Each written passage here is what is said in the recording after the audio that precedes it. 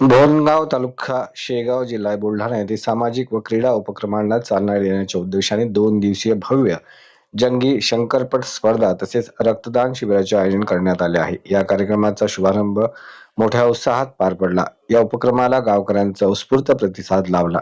कार्यक्रमाचे उद्घाटन श्री लक्ष्मणजी गवळी यांच्या हस्ते करण्यात आले।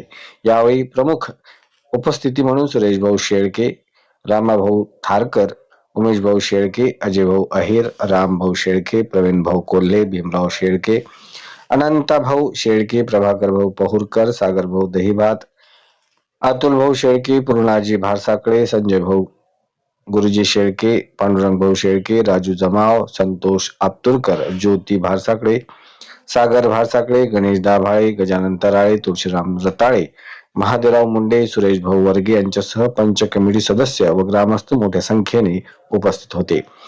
या प्रसंगी डॉक्टर बनकर व त्यांच्या आरोग्य कर्मचाऱ्यांच्या उपस्थितीत रक्तदान शिबिराचे आयोजन करण्यात आले होते।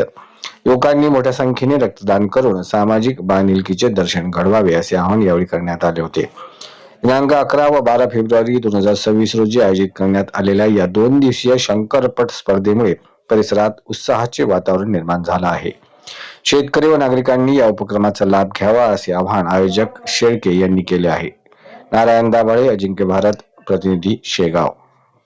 अशाच महत्त्वपूर्ण बातम्यांच्या अपडेटसाठी अजिंक्य भारत न्यूजच्या पेजला फॉलो करा आणि सबस्क्राईब करा।